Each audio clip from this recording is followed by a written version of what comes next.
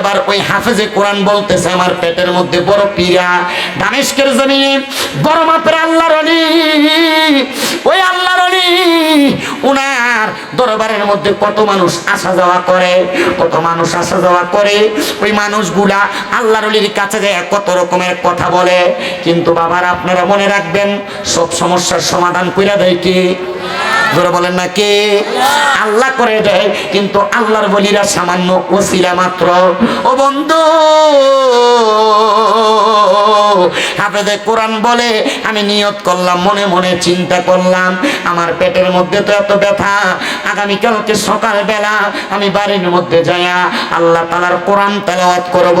এই কোরআন তেলাওয়াত করলে আল্লাহ তাআলা যদি এই আল্লাহর ওলির ওসিলায়, আল্লাহর বন্ধুর ওসিলায় আমার পেটের পীড়া, আমার পেটের ব্যথা যেন আল্লাহ ভালো করে দেয়। ওই ছাত্র হাফেজে কোরআন উনি বলেন আমি আল্লাহর বন্ধুর মাজারের সামনে, মাকবারার সামনে দাঁড়ায়া দাঁড়ায়া আল্লাহ তাআলার কোরআন তেলাওয়াত করলাম। কোরআন তেলাওয়াত করার পরে আমি যখন তেলাওয়াত করতেছি হঠাৎ করে দেখলাম আস্তে আস্তে আমার পেটের ব্যথা নিবারণ হয়ে যাচ্ছে, আমার পেটের মধ্যে কোনো ব্যথা নাই। আমি বাড়িতে চলে গেলাম, যাওয়ার পরে হঠাৎ পরের দিন আমি লক্ষ্য করে দেখলাম আমার পেটের মধ্যে আবার পীড়া দিচ্ছে, পেটের মধ্যে আবার ব্যথা দিচ্ছে। এমন টাইমে আমি আবার নিয়ত করলাম হযরতে ফতেহ আলী সুবহানী রহমাতুল্লাহ আলাইহি নামক ওই আল্লাহর ওলির মাকবারার সামনে, মাজারের সামনে যায়া আমি আবার আল্লাহ তাআলার কোরআনুল কারীম তেলাওয়াত করব। উনি বলেন আমি দ্বিতীয় দিন আবার আল্লাহর ওলির মাকবারার সামনে যাইয়া আল্লাহ তাআলার কোরআন তেলাওয়াত করতে লাগলাম। কোরআন যখন তেলাওয়াত করতেছি আবার আমার আল্লাহ তাআলা আমার পেটের ব্যথা নিবারণ করে দিছে। জোরে জোরে বলেন সুবহানাল্লাহ, মুহাব্বতে কন্যা সুবহানাল্লাহ। এবার আল্লাহর ওলিটা লক্ষ্য করে দেখতেছে, এ বেটা সামনে দিয়ে আসো, তুমি এদিক দিয়ে পিছন দিয়ে যাও, পিছন দিয়ে, সামনে দিয়ে মানুষের ডিস্টার্ব দিও না। আল্লাহর ওলির মাকবারার সামনে আমি যখন দ্বিতীয়বার কোরআন তেলাওয়াত করলাম আমার পেটের ব্যথা নিবারণ হয়ে গেছে। এবার আমি চলে গেলাম, কিন্তু তৃতীয় দিন আমি লক্ষ্য করে দেখলাম আমার পেটের মধ্যে আরো ব্যথা। আমি আবার আল্লাহর ওলির মাকবারার সামনে দাঁড়ায়া দাঁড়ায়া আল্লাহ তাআলার কোরআন তেলাওয়াত করা শুরু করলাম। কিন্তু অন্যদিন আমি যখন কোরআন তেলাওয়াত করতাম আমার পেটের ব্যথা সাথে সাথে নিবারণ হয়ে যাইত, কিন্তু আর আমার পেটের ব্যথা নিবারণ হচ্ছে না, মানে পেটের ব্যথা যায় না। আগের 2 দিন কোরআন তেলাওয়াত করছে, পেটের ব্যথা গেছে গা, পরের দিনও করছে গেছে গা, কিন্তু তৃতীয় দিন কোরআন তেলাওয়াত করে পেটের ব্যথার। ছেলেটা চিন্তা করতেছে আমি এমনি কোরআন তেলাওয়াত করলাম, এই বাচ্চাটির একটু আওয়াজটা একটু বন্ধ করান, জানি দেখেন সে কেউ একজন তোমার সমস্যা মাথা বয়ে থাকবে না আবার।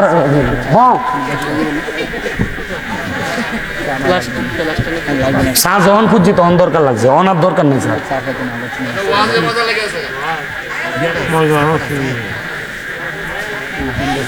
প্রথম দিন কোরআন তেলাওয়াত করছে, পেটের ব্যথা কি হয়ে গেছে। দ্বিতীয় দিন করছে তখন পেটের ব্যথা, কিন্তু তৃতীয় দিন কোরআন তেলাওয়াত করে পেটের ব্যথা আর যায় না, পেটের ব্যথা আর যায় না। অন্যদিন যেই পরিমাণ কোরআন তেলাওয়াত করতো তার চাইতে 4 কোরআন তেলাওয়াত করে ফেলাইছে, কিন্তু পেটের ব্যথাই যাইতেছে না। ছেলেটা ডাক দিয়ে বলে আমি আরো বেশি কোরআন তেলাওয়াত করতে লাগলাম,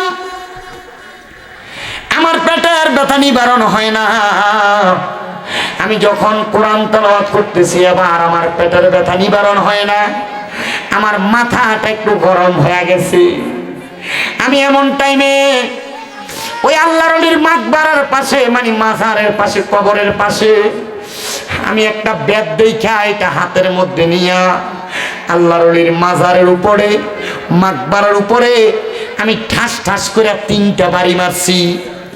3টা বাড়ি মারছে, 3টা বাড়ি মাইরা আমি রাগান্বিত হয়ে হাতের বেতটা নিয়া আমি সামনের দিকে যাইতেছি।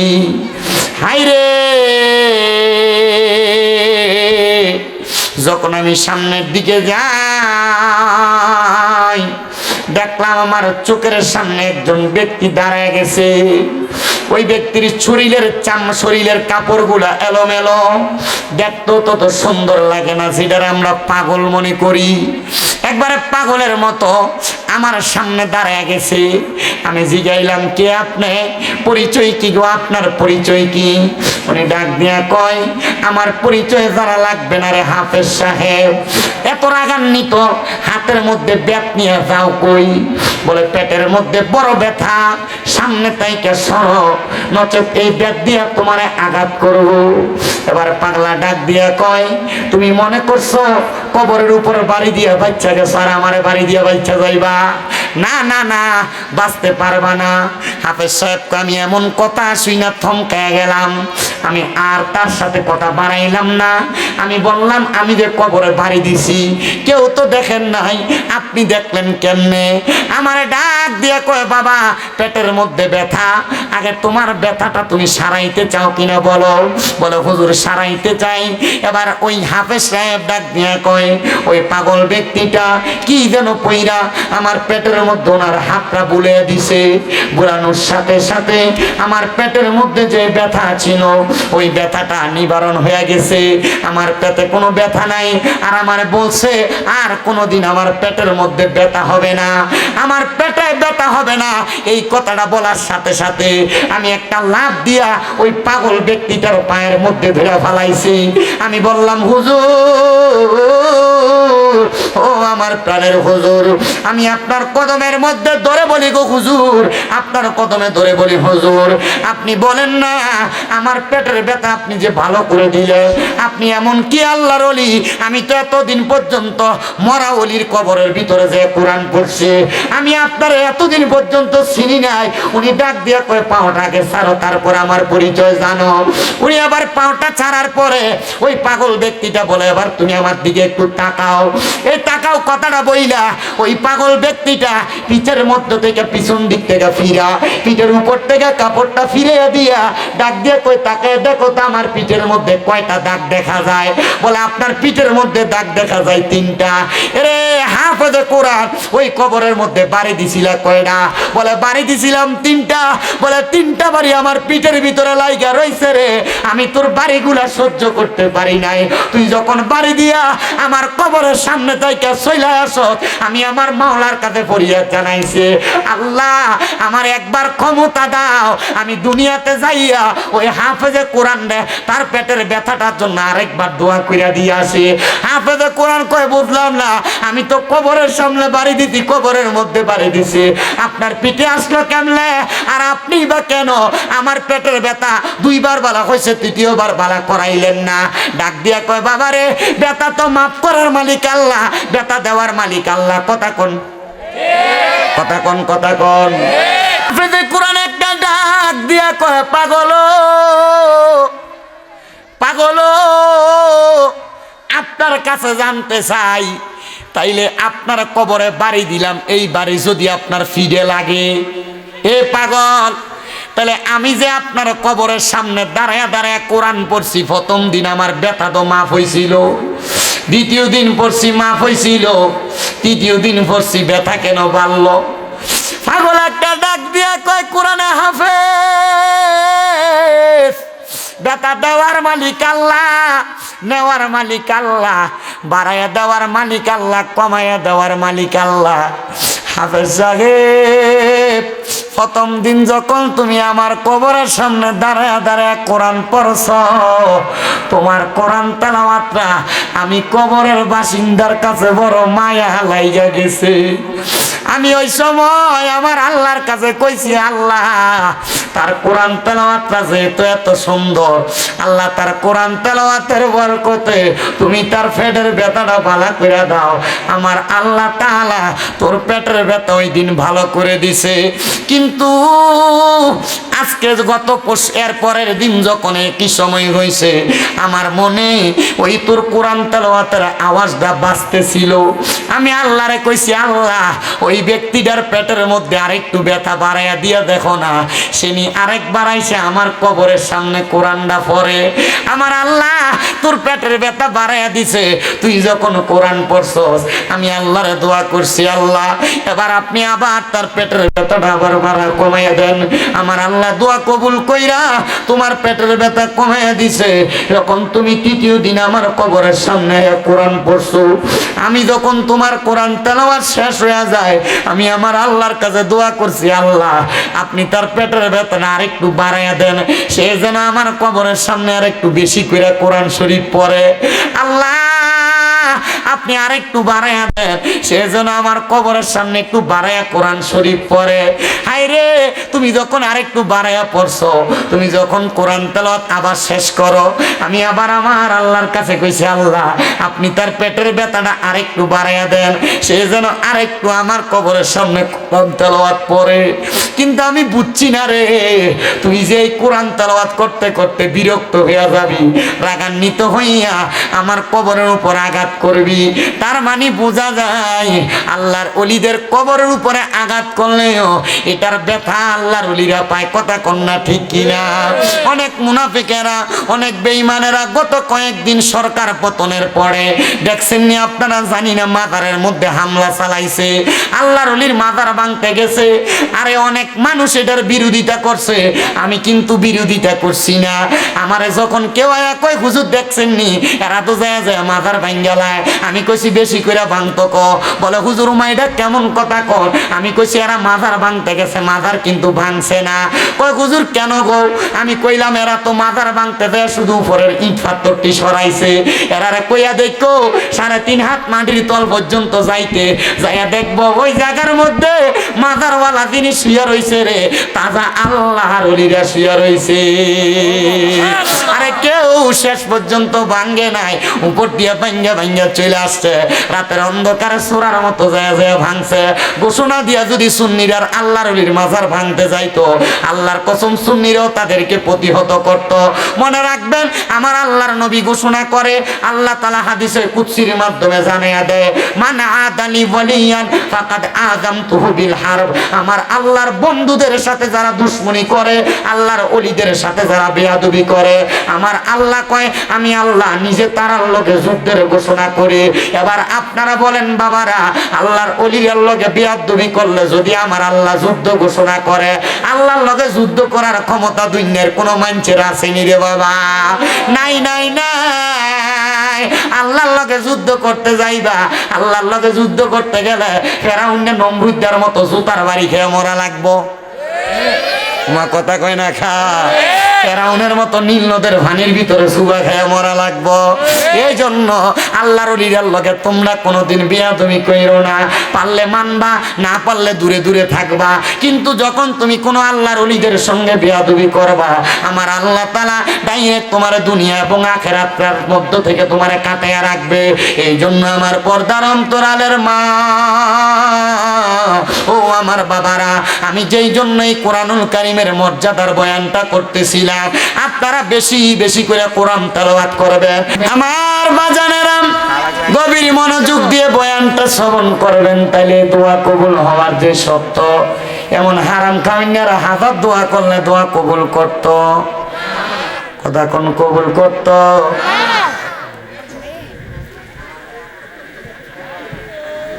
আল্লাহরে ভয়ও করা লাগবো, মানুষের প্রতি ইহসানও করা লাগবো, মায়া দয়াও করা লাগবো, লাগবো নি? লাগবো নি? অনেক মা বোনেরা দোয়া করে কবুল হয় না। মা বোনেরা মনোযোগ দিয়ে শোনো গো মা, তোমরা জান্নাতে যাওয়া বড় সহজ গো মা।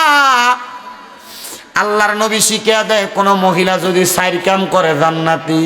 কয় কাম? নবী গো 4 কাম কি? নবী কয় 1 নাম্বার কোন মহিলা যদি পর্দা করে, 2 নাম্বার কোন মহিলা নামাজ পড়ে 5 ওয়াক্ত, 3 নাম্বার কোন মহিলা রোজা রাখে, 4 নাম্বার কোন মহিলা যদি স্বামীর আদেশ অমান্য না করে, তাহলে এই মহিলার জান্নাত একবারে সহজ। এ মহিলার চাইতে বড় আল্লাহর ওলি দুনিয়াত নাই। মারহাবা কোন? মারহাবা কোন? মা গো মা, নামাজ পড়ো, পর্দা করো, রোজা রাখো, কিন্তু জামাই যদি অন্য কোনো কথা একটু থেকে একটু টের বেটের একটা দমক দো, জামাইয়ের কথাটার মানো না। আল্লাহর কসম, তোমার নামাজ কামে লাগতো না, রোজা কামে লাগতো না। লাগবো মনে না কো। দিনের বেলা ঝগড়া করে রাত্রেবেলা অন্যদিকে মুখ ফিরে রাখে। অন্যদিন বাচ্চা থাকতো এক পাশে, জামাই বউ এক লগে ঘুমাইতো, যেদিন ঝগড়া হয়ে দিন বাচ্চা মাঝখানে। অন্যদিন কি তো কষ্ট দিতেছে, এবারে এবারে কই যা না, তারা ধরে রাখতে কষ্ট। আমরা আছেন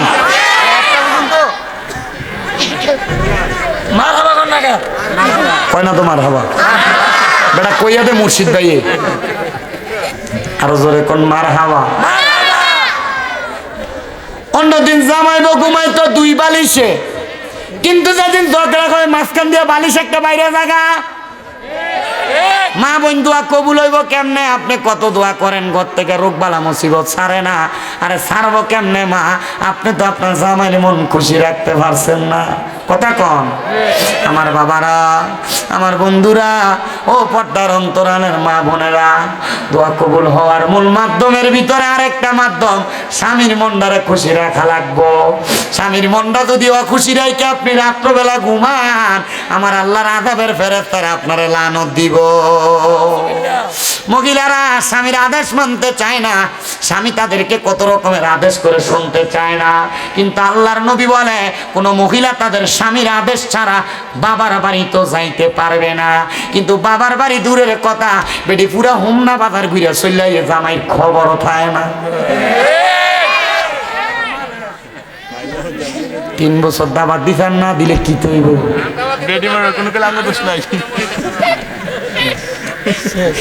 কষ্ট দিতেছে আপনারা।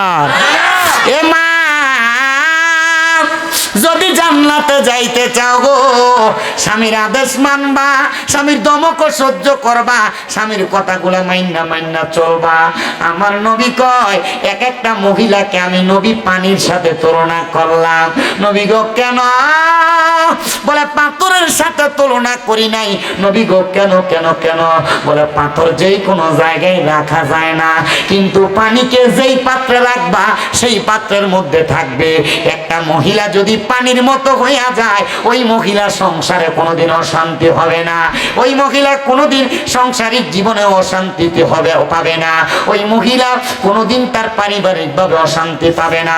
এই জন্য আমার হোমনার মা বোনেরা, রামপুরের মহিলারা, আপনারা কোনোদিন আপনাদের স্বামীর অমান্য করবেন না, স্বামীর অবাধ্য হবেন না, স্বামীর কথা অমান্য কইরা চলবেন না। দেখবেন গো মা, শান্তির অভাব হবে না।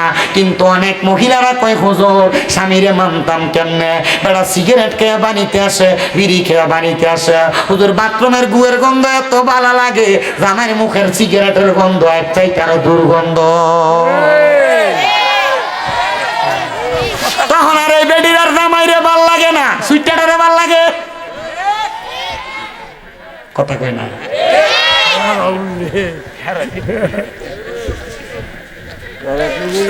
আপনার মুখের ভিতরে দুর্গন্ধ,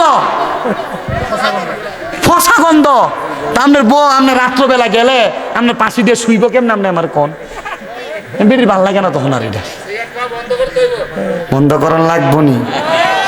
আল্লাহ দোহাই লাগে, যে পোলা পান অথবা যে ভাইয়েরা সিগারেট খায় আর জিজ্ঞাসা করে দেখেন শিক্ষক কার কাছে। একদিন আমার এক ভাই কইছিল কোন রকম একটা টান দিয়ে দেহস না, একদিন কোন রকম একটা টান দিয়ে দেহস না, তারা বানাইছে। বা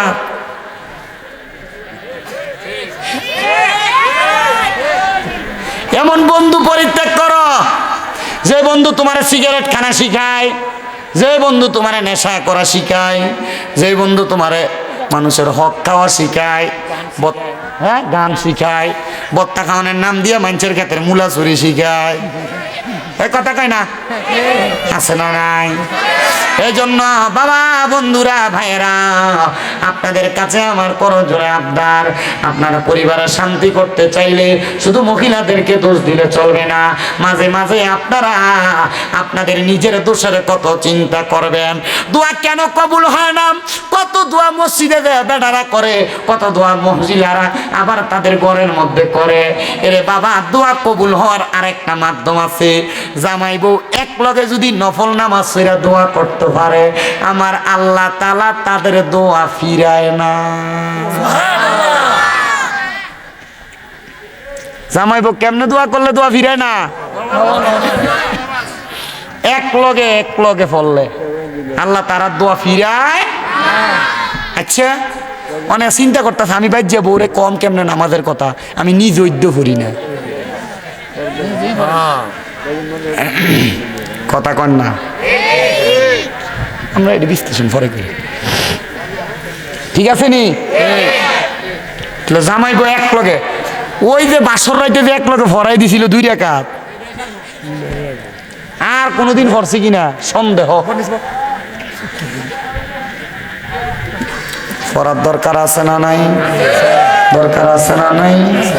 ও বন্ধু, ও নবীর উম্মতের দলেরা, এমন দোয়া কে করছে জানো?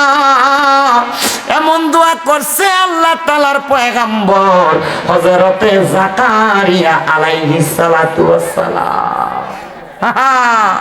বয়স বড় বৃদ্ধ হয়ে গেছে জাকারিয়া নবী। তো জাকারিয়া নবী ছিল হযরত মরিয়ম আলাইহিস সালাতু ওয়াস সালামের খালু। হযরত মরিয়ম আলাইহিস সালাতু ওয়াস সালামের খালু। তো মরিয়ম আলাইহিস সালাতু ওয়াস সালাম যখন ছোট, মরিয়ম আলাইহিস সালাতু ওয়াস সালামের বাবা মারা যাওয়ার পর ওনারা লালন পালনের দায়িত্ব পড়ছিল জাকারিয়া নবীর উপরে। মারহাবা কোন? আর জাকারিয়া নবী ছিল বাইতুল মুকাদ্দাস মসজিদের ইমাম সাহেব। মারহাবা। 4 জন ইমামের ভিতরে উনি একজন ইমাম। মরিয়ম আলাইহিস সালামের বাবা ছিল আরেকজন ইমাম, উনি মারা গেছেন, উনি ছিলেন দ্বিতীয় নাম্বার। মারহাবা। হযরত জাকারিয়া পয়গম্বর মরিয়ম আলাইহিস সালাম রে কুলি পিঠে করে মানুষ করার পরে যখন মরিয়ম আলাইহিস সালাম বড় হয়ে গেছে, জাকারিয়া পয়গম্বর আমার আল্লাহর কাছে দোয়া করে, আল্লাহ আমার মরিয়ম এখন আর আমার কাছে নাই গো আল্লাহ, আল্লাহ তুমি যদি আমার একটা ইবাদিকা সলিহিন নেক সন্তান দিতা, তাহলে আমি জাকারিয়া নবীর মনের আশাটা পূরণ হইতো, আমার কলিজা ঠান্ডা হইতো। জাকারিয়া নবী দোয়া কইরা কানতে কানতে বাড়িতে গেছে, চোখের পানি মুছতে মুছতে। জাকারিয়া নবীর স্ত্রী জাকারিয়া নবীরে দেখা ডাক দিয়া কই, স্বামী গো এমন ভাবে কান্না করতেছেন, কান্না করার কারণটা কি জানতে চাই? ডাক দিয়া কই, স্ত্রী এমন ভাবে কান্না করার কারণটা তুমি জানতে চাও? আমি কান্দি আল্লাহ যেন আমার একটা সন্তান দেয়। বলে কেন? কারণ একটা সন্তানের দোয়ার কারণে আল্লাহ তাআলা মা বাপরে মাফ কইরা দেয়। হাই রে,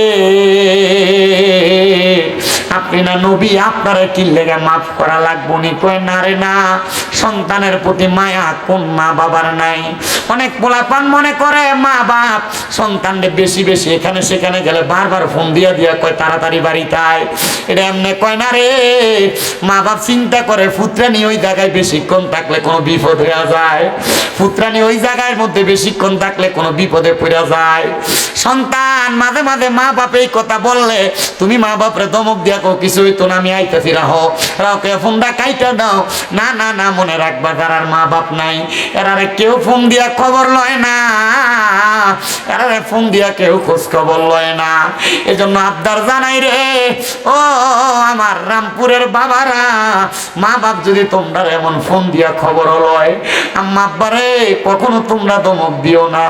এমন অনেক সন্তান তো আছে, মা বাপ যদি কোনো বিষয় বুঝিয়া কইতো চায়, সন্তান ধমক দিয়া বয়ালায়, কয় তুমি বয়া তাও তুমি বোঝো না। আরে তারা বুঝে না, তুই ফুতে বোঝস, মা বাপের মতো তুমি ফুতে বেশি বোঝো না। আম্মা আব্বা বুড়া হয়ে গেলে এদের থেকে পরামর্শ নিবে, এদেরকে অবহেলা করে চলবা না। মনে রাখবা, বুড়া মানুষের এক বুদ্ধি তোমার 10 বুদ্ধিও তোমার কারাইতো না। এই জন্য সবার কাছে আমার আবদার, বৃদ্ধ মা বাবারে অবহেলা করিস না, বৃদ্ধ মা বাপরে বড় মায়া করবি, আদর যত্ন করবি। হযরত জাকারিয়া নবীর স্ত্রী ডাক দিয়া কই, স্বামী আপনি যদি আমারে বলেন গো, আমরা স্বামী স্ত্রী দুইজন মিলে আল্লাহর কাছে দোয়া কইরা, এতদিন তো আপনি বাইতুল মুকাদ্দাসে দোয়া করছেন, আমি আমার ঘরে বইসা দোয়া করছি, আজকে রাত্রবেলা আমরা স্বামী স্ত্রী দুইজন বইসা দোয়া করব, দেখবেন দোয়া কবুল করব। অনেক মহিলারা সন্তান হয় না, আমি বলবো স্বামীরে নিয়ে একসাথে রাত্রবেলা তাহাজ্জুদ নামাজ পড়বা, দেখবা আমার আল্লাহ তাআলা সন্তান দান করব। অনেক মহিলাদের ঘরের মধ্যে বরকত হয় না, আমি বলবো জামাইরে নিয়ে এক লগে ঘরের মধ্যে নামাজ পড়বা। অনেক মহিলার ঘরের মধ্যে রোগ বালা মুসিবত ছাড়ে না, আমি কমু জামাইটারে নিয়ে একসাথে নফল নামাজ পড়বা, ঘরের ভিতরে রোগ বালা মুসিবত থাকবে না, তোমরা নামাজ আর দোয়ার বরকতে আল্লাহ তাআলা সব দূরে দিব। এবার আপনারা বলেন, আল্লাহর নিয়ামত অর্জনের জন্য স্বামী স্ত্রী একটাই কে করে ইবাদত করার দরকার আছে না নাই? জাকারিয়া নবীর স্ত্রী এবং জাকারিয়া নবী একসাথে দোয়া করে, দোয়া করার পরে আল্লাহ তাআলা জাকারিয়া নবী এবং ওনার স্ত্রীর দোয়া কবুল করে ফেলছে। আল্লাহ তাআলা বাণী পৌঁছে দেয়, জাকারিয়া তোমাদেরকে একটা সন্তান দেওয়া হবে। জাকারিয়া নবীকে আল্লাহ সন্তান দিতা তো দিতা, আরো আগে দিতা, কিন্তু এখন আমার বয়স বৃদ্ধ বয়স, তুমি আমার সন্তান দিবা। আলহামদুলিল্লাহ। এ জাকারিয়া যখন সন্তান দেই নাই বলছি দেব না, তখনও বলতো আলহামদুলিল্লাহ, আবার এখনো কো আলহামদুলিল্লাহ। আল্লাহ তাআলা জাকারিয়া নবীরে খুশি হয়ে একটা ছেলে সন্তান দান করছে। বাবা কইলেন না, ছেলে সন্তান দান করার পরে জাকারিয়া পয়গাম্বর আল্লাহ তাআলার কাছে দোয়া করছে। জাকারিয়া নবীর ছেলেটা আস্তে আস্তে বড় হয়েছে, 7 বছর। কয় বছর? জাকারিয়া নবীর ঘর দুইটা, একটা ইবাদতখানা আর একটা হলো আলাদা সাইডের মধ্যে ইবাদতের জায়গা, একটা ইবাদতখানা আর একটা নিজে থাকার জায়গা। জাকারিয়া নবী বলে, সন্তানের 7 বছর বয়স, আমি আমার থাকার ঘরের মধ্য থেকে রাত্রবেলা বের হওয়ার পর রাতে আর ঘরে যাই নাই, আমি আমার ইবাদতখানার মধ্যে ইবাদত করতে করতে সময় কাটিয়ে দিছি। দেখবেন সকালবেলা ঘুম থেকে ওইটা সন্তানেরা বাবারে না দেখতে মাঝে মাঝে কান্দে। লাফাইন ছোট মানুষ কান্দে না, কান্না করে। তো জাকারিয়া নবীর সন্তান ঘুম থেকে জাগ্রত হইয়া জাকারিয়া নবীর সন্তানও কান্দে, মা আব্বাজান কোথায়? মা জননী দেখা দিতে তোমার আব্বাজান ওই ঘরের মধ্যে। এবার মা জননীর কথা শুই না 7 বছরের ছেলে হাঁটতে হাঁটতে ঘরের মধ্যে প্রবেশ করলেন। এবার জাকারিয়া নবীর সন্তান জাকারিয়া নবীর কাছে যা দেখতেছে ওই ঘরের মধ্যে জাকারিয়া নবী নামাজের সেজদার মধ্যে মাথা ফালাইয়া রাখছে। সন্তান জাকারিয়া নবীর বাবরি কাটা চুলগুলার মধ্যে, ছোট মানুষ তো বোঝে না, 2 আলগি দিয়া তুলছে আর তাকে দেখে জাকারিয়া নবীর চোখগুলা বড় বড় লাল হইয়া গেছে আর চোখগুলা দিয়া বায়া বায়া পানি পড়তাছে। ছেলে জিগায়, আব্বা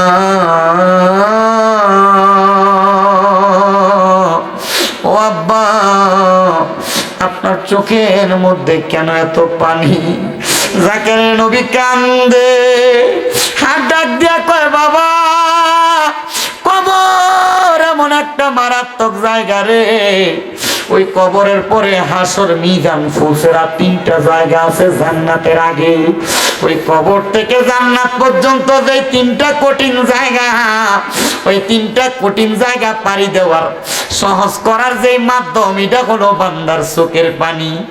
আপনি না নবী, আপনি কি লাগে এটার জন্য কান্দেন? কয় উম্মতের শিখাই। জাকারিয়া নবী কয়, ফুতের এই কথা বইলা আমি আমার সন্তানরে কুলে নিয়ে ঘরে চইলা গেছি, বলছি আমার স্ত্রী খাবার রেডি করো, আমি গোসল কইরা খাবার বক্ষণ করবো আমার সন্তানকে নিয়া। জাকারিয়া নবী গোসল করতে চলে গেছেন, শেষ করে ঘরে এসে জিজ্ঞাসা করে, আমার সন্তান কোথায়? ওনার স্ত্রী বলতেছে, আমি তো জানি আপনার সন্তান আপনার সাথে। উনি বলে, আমি জানি তোমার সাথে। ও বন্ধু, ও নবীর উম্মতের দল, আশিকে রাসূল ভাই বাবারা, জাকারিয়া পয়গম্বর ওই জায়গার মধ্যে দাঁড়ায়া থাইকা ডাক দিয়া কই, স্ত্রী আমার সন্তান বুঝি ঘরের মধ্যে নাই? খুঁজতে খুঁজতে জাকারিয়া পয়গম্বর ওই এলাকার পাহাড়ের গুহা একটু বাদ রাখে নাই, গাছের আড়াল খেজুরের বাগান বাদ রাখে নাই, কোনো মানুষের বাড়ি ঘর বাদ রাখে নাই, কোনো জায়গার মধ্যে জাকারিয়া নবী ওনার সন্তানটারে খুঁজা খুঁজা পাইতেছে না। 7 দিন হয়ে গেছে, জাকারিয়া নবী ওনার সন্তানরে ঠোকাইয়া পাইতেছে না। জাকারিয়া নবী আমার আল্লাহর কাছে কান্দে, আল্লাহ এতদিন পর্যন্ত সন্তান দিছ না। আমি জাকারিয়া নবীর মনের ভিতরে কোনো কষ্ট ছিল না, এই বয়সের সন্তান দিলা, এখন সন্তানের বয়স 7 হয়ে গেছে, সন্তানদের 7 দিন কুইজা পাই না। আল্লাহ আমি জাকারিয়া নবীর কাছে ভালো লাগে না। জাকারিয়া নবী কান্দে কান্দে কান্দে একটা খেজুর গাছের সাথে হেলান দিয়া কান্দতে কান্দতে ঘুমিয়ে গেছে। গায়েবী ভাবে আওয়াজ আসে, জাকারিয়া সব জায়গায় তো খুঁজলা, যে ঘরের ভিতরে তুমি যাইবে আমি খোদারে ডাকো, ওই ঘরের ভিতরে যাইয়া সন্তানদারে খুঁজা দেখছনি? উনি বলে ঘুম থেকে লাফ দিয়ে উঠছি, একটা দৌড় মাইরা ঘরের ভিতরে ঢুইকা গেছি, যে দেখতাছি রে আমার 7 বছরের ছোট ছেলে সেদ্ধার মধ্যে পড়া রয়েছে, মাথা ডালগি দিয়ে তোলা দিয়া আমি তাকে দেখছি 7 বছরের পোলাটার চোখ গুলা লাল হইয়া রয়েছে, চোখ দিয়া বায়া বায়া পানি পড়ে। ডাক দিয়ে কইলাম, বাবা রে এই ঘরের মধ্যে 7 দিন তুমি কি করো? সন্তান ডাক দিয়া কয়, আব্বা 7 দিন আগে আপনি না আমারে বলছিলেন এই কবরের মধ্য থেকে জান্নাত পর্যন্ত যাওয়ার জন্য হাসর মিজান ফুলসিরাত নামক যে কঠিন জায়গা আছে, ওই জায়গাটা পাড়ি দেওয়ার মূল মাধ্যম চোখের পানি। আব্বা আমার আল্লাহ তো আমি সন্তানদেরও মাফ দিত না, এই জন্য আমি কান্দি, আমার আল্লাহ যেন আমারে মাফ করে দেয়। চিন্তা করছো নি রে ও আমার হোমনা রামপুরের বাবারা, তোমার 7 বছরের পোলারে মোবাইলে কার্টুন না লাগিয়ে দিলে ভাত খায় না, মোবাইলের ভিতরে টিকটক ভিডিও না লাগিয়ে দিলে সন্তান ভাত খাইতে বয় না। আর ওই সন্তান 7 বছরের বয়স আল্লাহ তাআলার কবরের ভয়ে কান্দে। কান্না করার কারণ হইল উনি বলতেছেন আমার আব্বা জানের কাছ থেকে শিক্ষা। সন্তানের জন্য জাকারিয়া নবী কান্দে আর কয়, আল্লাহ তোমার কাছে এবাদে কাজ সালিহিন নেককার সন্তান চাইছি, এমন একটা সন্তান দিছো, এই সন্তান দিয়ে আমার চাইতে তোমারে বেশি ডরায়। আল্লাহ গো তুমি আমার সন্তানটারে কবুল করো। আমার আল্লাহ তাআলা কবুল কইরা নিছে। এই সন্তানের দন তোমার বাপ মা তোমার জন্ম দেওয়ার পরে নিজের চিন্তা তত বেশি করে নাই, জাকারিয়া নবী ওনার সন্তানের চিন্তা বেশি কইরা আমার আল্লাহর কাছে কাঁদছে। আপনার মা বাপ আপনারে জন্ম দিয়ে চাইতে আরো বেশি কাঁদতাছে। আরে কান্দে না শুধু, একটা সন্তান যদি দুনিয়ার জমিনে বিদেশেও চলে যায়, মা বাপের কলজাটার ভিতরে শান্তি লাগে না, ঘরের বাহিরে গেলে শান্তি লাগে না। আজকের মাহফিলে আমার হাবিব ভাই যে এই রামপুরের খলিফা বাড়িতে মাহফিল প্রতি বছর বছর সাজায়, আমি জানি না এই মাহফিল আর কতদিন পর্যন্ত চলবো। হাবিব ভাই যদি মারা যায় এই মাহফিলটা কায়েম জানি থাকবো নি। হাবিব ভাইয়ের বংশের মানুষের জন্য দোয়া করায়, এলাকার মুর্দে গানের জন্য দোয়া করায়, বৈদেশিরার জন্য দোয়া করায়, হায়াতে বাসিন্দা মানুষের লেগে দোয়া করায়। আল্লাহ আজকের মাহফিলে কোন পোলা পাঞ্জানি বসছে, যারার মা বাপ তারা এত কষ্ট করে করে মানুষ করছে, কিন্তু এই মা বাপ অন্ধকার কবরের বাসিন্দা হয়ে রয়েছে। মাবুদ পর্দার অন্তরালে কোন মাইয়াটা জানি বসছে, তারা আজকে মা অন্ধকার কবরে মাহফিলে নাই। আল্লাহ কোন মাইয়াটা জানি পর্দার আড়ালে বইসা রয়েছে, তার আব্বা দুনিয়ার জমিনের মধ্যে নাই, তারা আছে। মাবুদ যারার মা নাই, যারার বাবা নাই, তারার মনে শান্তি নাই। জাকারিয়া নবী সহ সব নবীর দোহাই দিয়া দোয়া করলাম, আল্লাহ যাদের মা বাবা কবরে, প্রত্যেকের মা বাবার কবর জান্নাতের বাগান বানিয়ে দাও, প্রত্যেকের মা বাবার কবর নাজাতের ফয়সালা করে দাও, প্রত্যেকের মা বাবার কবর নূরুন আলা নূর বানিয়ে দাও। আল্লাহ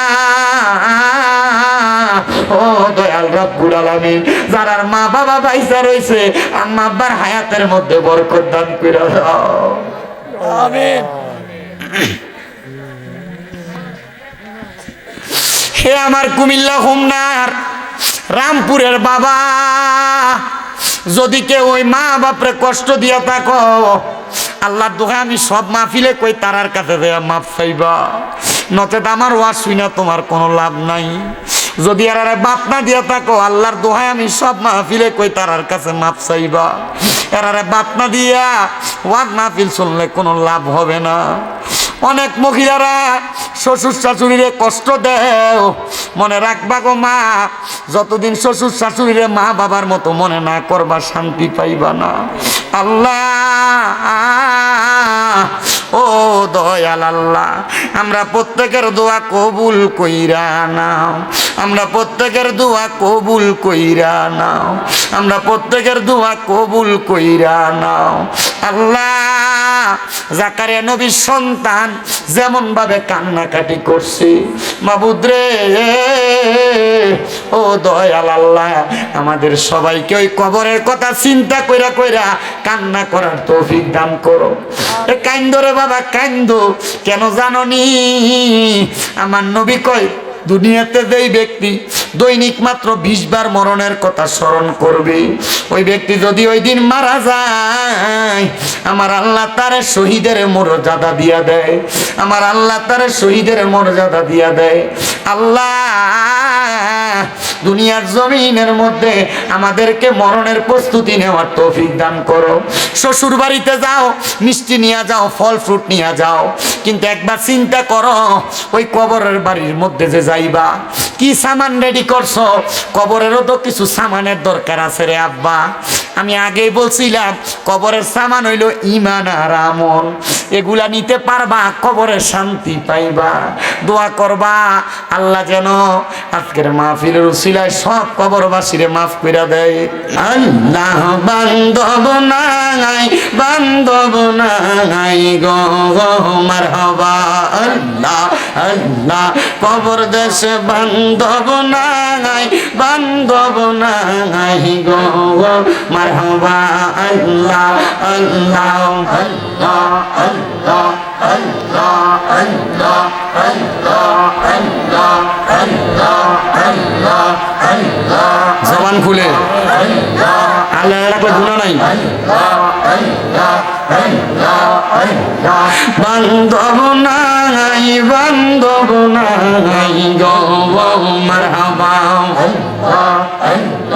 কবর দেশে বান্ধব নাই, বান্ধব নাই গো মারহাবা, আল্লাহ আল্লাহ বাঁচাইবে কে তোমাকে, ঈমান আমল কিছু নাই তোমার, বান্ধব নাই, বান্ধব নাই গো মারহাবা, আল্লাহ আল্লাহ নবী সারা আপন কে গো নাই গো মুমিন ভাই, নবী সারা আপন কে গো নাই মারহাবা, আল্লাহ আল্লাহ নবী সারা আপন কে গো নাই গো মুমিন ভাই, নবী সারা আপন কে গো নাই মারহাবা, আল্লাহ আল্লাহ রাহমাতুল লিল আলামিন আপনি উম্মতের জাবিন, উম্মত সারা নবী কিছু বোঝে না মারহাবা, উম্মতের লাগিয়া সাজদায় নবী পড়িয়া কান্দন সদা উম্মত বলিয়া, হাই রে মুমিন ভাই নবী সারাই আমরার বান্ধব কে হো নাই মারহাবা, আল্লাহ আল্লাহ আল্লাহ হাই রে হাবিবুল্লাহ আমরার চোখের মনি মকি মাদানি, হাবিবুল্লাহ আমরার চোখের মনি মারহাবা, আল্লাহ আল্লাহ আল্লাহ আল্লাহ আল্লাহ আল্লাহ হাবিবুল্লাহ আমরার চোখের মনি মকি মাদানি, হাবিবুল্লাহ আমরার চোখের মনি মারহাবা, আল্লাহ আল্লাহ পাইতে চাইলে আল্লাহকে পাইতে হবে, রাসূলকে পাইতে হবে, যত আউলিয়াকে মারহাবা, আল্লাহ আল্লাহ পাইতে চাইলে মাওলার দিদার যাইতে হবে নবীর দিদার পাইবা যত আল্লাহ তাআলার ওলি মক্কি মাদানী হাবিবুল্লাহ আমরার চোখের মনি মারহাবা লা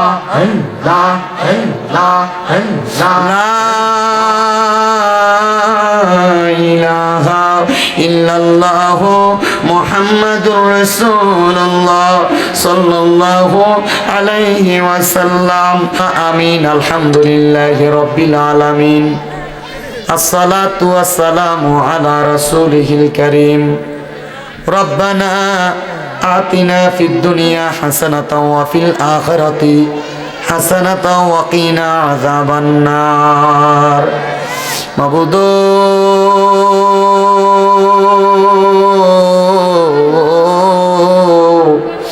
ও দয়াল আল্লাহ একটু রহমতের নজর কইরা তাকায়া দেখেন না গো আল্লাহ এই কুমিল্লা জেলার অন্তর্গত হোমনা থানাধীন রামপুর খলিফা বাড়ির উদ্যোগে 34তম বাৎসরিক ইসলামী সুন্নি মুখা সম্মেলন সাজাইয়া আজকের মাহফিলের আখিরি মুনাজাতের মধ্যে আমি গুনাহগারের সাথে ওলামায়ে কেরাম বিশেষ করে তলেবুল ইলমরা আমার দাড়ি পাকা বুড়া বুড়া মুরব্বী বাবারা যুবক নওজোয়ান ভাইয়েরা ছোট্ট ছোট্ট মাসুম বাচ্চারা পর্দার অন্তরালে আমার কত মা বোনেরা আল্লাহ মাপ পাওয়ার আশায় গুনাহগারের বেশে দুইটা হাত বাড়াইছে গো আল্লাহ আল্লাহ যার হাত তোমার কাছে মায়া লাগে পছন্দ হয় ওই হাতের উসিলায় আমরা প্রত্যেকের জীবনের গুনাহ তুমি আল্লাহ ক্ষমা কইরা দাও আল্লাহ আমরা জীবনের গুনার দিকে তাকাইলে আমরার কাছে বড় ভয় ভয় লাগে রে আল্লাহ কোন দিন জানি আজরাইলের হাতে ধরা পড়া যায় আল্লাহ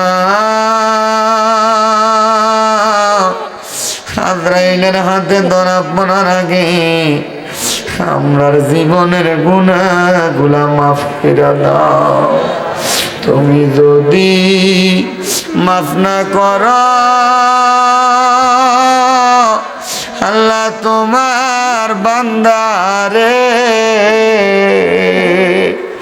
বলো তোমার বান্দা যাইয়া চাইব কার কাছে রহিম রহমান নামটি তোমার ওই আল্লাহ আছে আমরা আর জানা সেই নামের সিলাই গুনাহ করে দাও ক্ষমা মাবুদ আজকের মুনাজাতে কে জানি ঘাত বাড়াইছে কার জানি জগতের মধ্যে বাবা নাই যেই বাবা রিস্কা চালাইয়া মাটি খাইতা মাথার গাম পায়ে ফালাইয়া সন্তানলে মানুষের মতো মানুষ করার জন্য আব্বা নিজের রক্তরে পানি করছি এমন আব্বা যাদের কবরে আব্বার কবর জান্নাতের বাগান বানায়া দাও মনিব আবার অনেকে হাত বাড়াইছে যাদের জগতের মধ্যে মা নাই হায়রে মা যেই মা 10 মাস 10 দিন গর্ভে ধারণ কইরা সন্তানের প্রসব বেদনা সহ্য করতে মার বড় কষ্ট হইছে আল্লাহ নিজে না খাইয়া সন্তানরে খাওয়াইয়া মানুষ করছে কার জানি এমন মা দুঃখিনী অন্ধকার কবরে আল্লাহ তাদের এমন মা কবরে অনেকে আছে মাও নাই বাবাও নাই জনমের এতিম আমার হাবিব সাহেব বাবা জান ওনার মা বাবার জন্য দোয়া চাইছে ওনার আম্মা আব্বারে কবুল আর মঞ্জুর করে নাও। এমন ভাবে যাদের মা বাবা কবরে, আম্মা আব্বার কবর নাজাতের ফয়সালা করো। যাদের মা বাবা বেঁচে আছে হায়াতে তৈয়বা নসিব করে দাও। যাদের মা বাবা অসুস্থ পরিপূর্ণ সুস্থতা নসিব করে দাও। আম্মা আব্বার খেদমত করার তৌফিক দান করো। আজকের মাহফিলে যারা টাকা দিয়া, পয়সা দিয়া, শ্রম দিয়া, বুদ্ধি দিয়া, পরামর্শ দিয়া, মাইক দিয়া, লাইট দিয়া, প্যান্ডেল দিয়া, বিশেষ করে সম্মানিত মিডিয়ার ভাইয়েরা, আমার শ্রোতাবিন্দুরা, পর্দার অন্তরালের মা বোনেরা, আল্লাহ অনেক প্রবাসী ভাইয়েরা বিদেশ থেকে দোয়া চায়। আমার প্রবাসীদের খাস দোয়া কবুল মঞ্জুর করো। প্রবাসীদের মনের আশা পূরণ করো। প্রবাসীদের হায়াতে ইমানে আমলে জিন্দেগি নসিব করে দাও আল্লাহ। এই এলাকায়, থানায়, জেলার উপর তোমার কাছ রহমত বরকত দান করো আল্লাহ। দেশের প্রত্যন্ত অঞ্চল থেকে কত মানুষ দোয়া চাই, প্রত্যেকের কাজ দোয়া কবুল মঞ্জুর করে নাও আল্লাহ। বিশেষ করে আজকের মাহফিলে যারা মুনাজাতে হাত বাড়ায়, অনেকের কামাই নাই, কামাই রুজিতে বরকত দাও। অসুস্থ থাকলে সেবা দান করো, বিপদে থাকলে উদ্ধার করো। পর্দার আড়ালের মা বোনদের গোপন সকল সমস্যার সমাধান করে দাও আল্লাহ। হাবিব সাহেব ওনার কলিজার টুকরা সন্তানদের জন্য দোয়া চাই। ওনার ছেলে সন্তান, কন্যা সন্তান সবাইকে কবুল মঞ্জুর করো। এলাকার যুব সমাজের উপর তোমার কাছ রহমত বরকত দান করে দাও। যুব সমাজের অনেকে দোয়া চাইছে, তাদেরকে কবুল মঞ্জুর করে নাও আল্লাহ। মরণ দিবা দুঃখ নাই, তবে বেঈমান বানায় মরণ দিয়েন না। মরণের আগে বারবার মক্কা মদিনা তাওয়াফ জিয়ারত নসিব করে। আমার কেনুনিয়া দোয়া চায়, বিশেষ করে আমার এই বাবা যেন দোয়া চায়। একজন মা জননী কিছু হাদিয়া পাঠায়ও দোয়া চাইছে আল্লাহ। নাম জানা অজানা প্রত্যেকের দোয়া কবুল মঞ্জুর করে নাও রাব্বুল আলামিন। মরণের আগে বারবার নবীজির নূরানি চেহারা মুবারক দেখাইয়া আখিরি জবানে মধুর কালেমা পড়াইয়া দিয়েন লা ইলাহা ইল্লাল্লাহু মুহাম্মাদুর রাসূল।